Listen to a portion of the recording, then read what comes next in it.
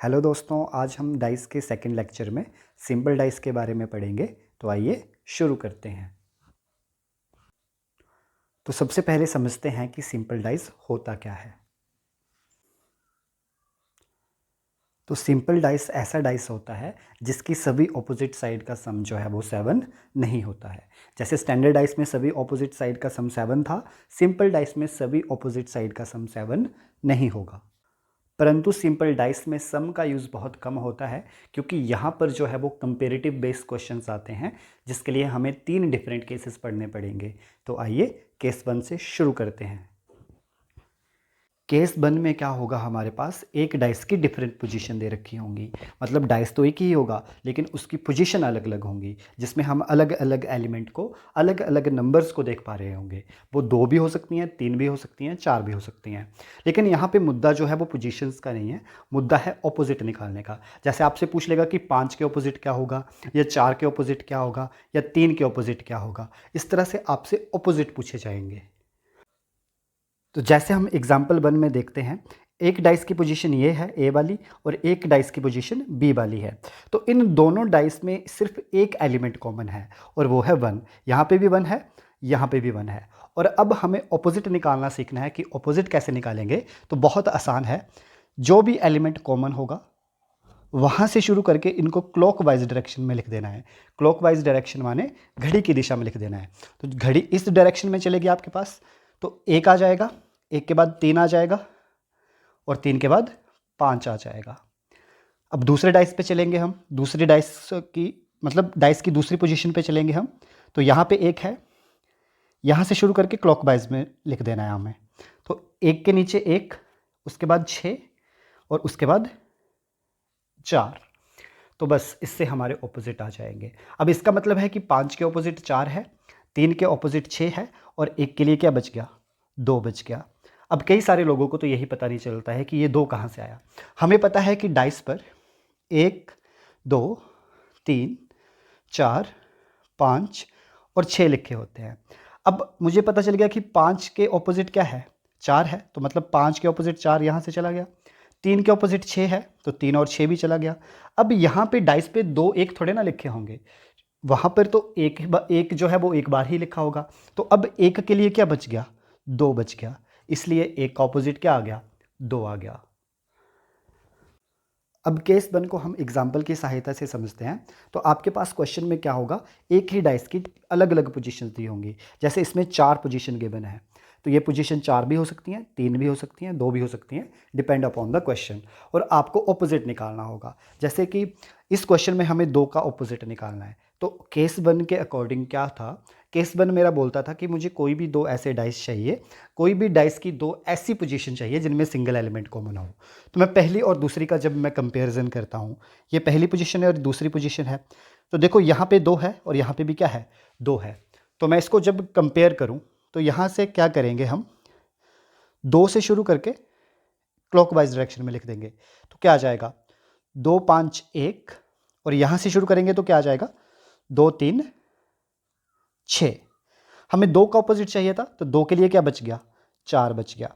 अब कई सारे लोग इसमें कन्फ्यूज आ जाते हैं, सर 4 कहाँ से आया। तो आपको पता है कि डाइस पर 1 2 3 4 5 6 लिखा होता है। अब 1 के ऑपोजिट 6 है, तो ये दोनों गए। 5 के ऑपोजिट 3 है, तो ये दोनों भी गए। अब 2 के लिए क्या बच गया आपके पास, 4 बच गया। इसलिए 2 के ऑपोजिट क्या है, 4 है।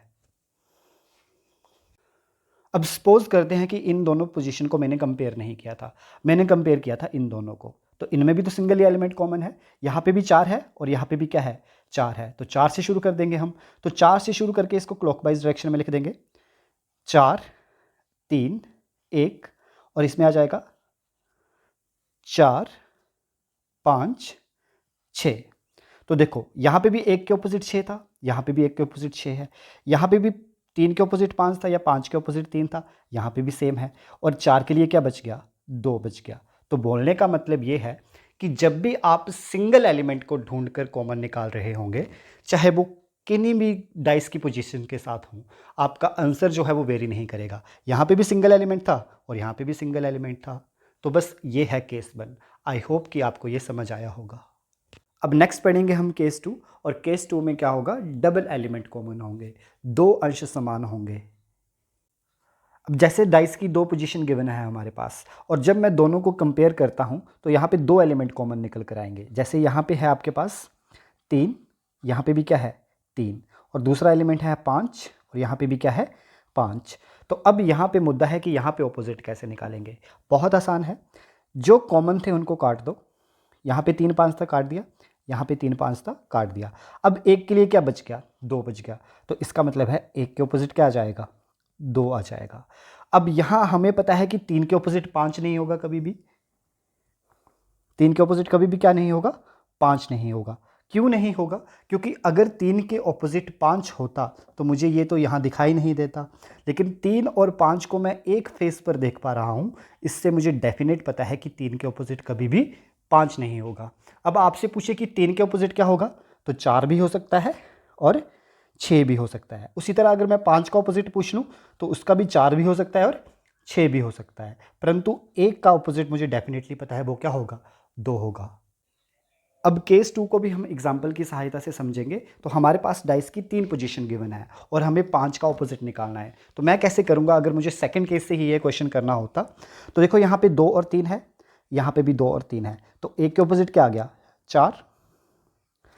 अगर मैं दूसरे और तीसरे की बात करूँ तो यहाँ 3 और 4 है और यहाँ पे भी 3 और 4 है, तो 2 के लिए क्या बच गया आपके पास, 5।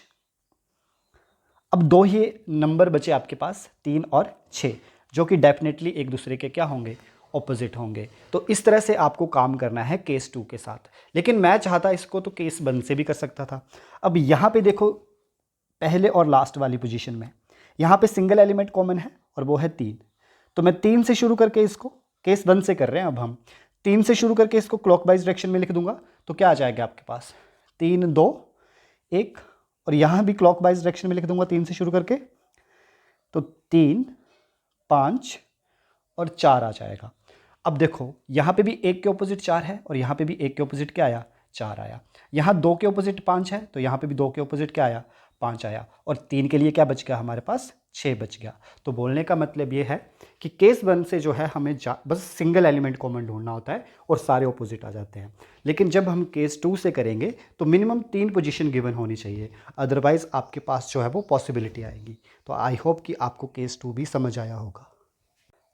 अब हम लास्ट केस पढ़ेंगे जब कोई भी एलिमेंट कॉमन ना हो, जब कोई भी अंश कॉमन नहीं होता है, तब हमें क्वेश्चंस को कैसे करना है ऑपोजिट निकालने के लिए। तो जैसे मैं देख पा रहा हूँ यहाँ पे भी डाइस की 2 पोजीशन गिवन है, ठीक है, और यहाँ पे कुछ भी कॉमन नहीं है। तो इसका मतलब ये है कि 1 2 3, देखो 1 2 3 तो कभी भी एक दूसरे के ऑपोजिट नहीं होंगे, क्योंकि अगर ये एक दूसरे के ऑपोजिट होते तो मुझे दिखाई नहीं देते।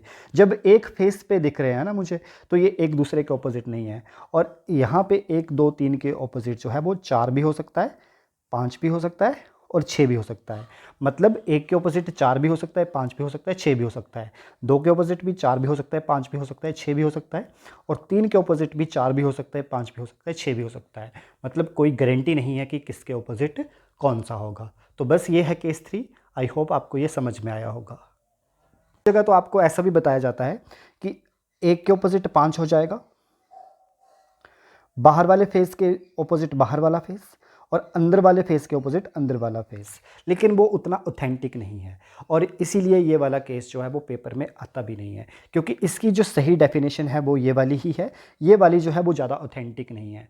तो बाकी डिपेंड करता है कि पेपर में किस टाइप से पूछा गया है, जो कि हम आगे डिस्कस करेंगे नेक्स्ट सेशन में, जिस पे मैं सिर्फ और सिर्फ आपको क्वेश्चंस करवा रहा हूँगा। इसके साथ हमारे सिंपल डाइस के तीनों केस कंप्लीट होते हैं। बस इतने ही केस हमें जो हैं वो पढ़ने थे।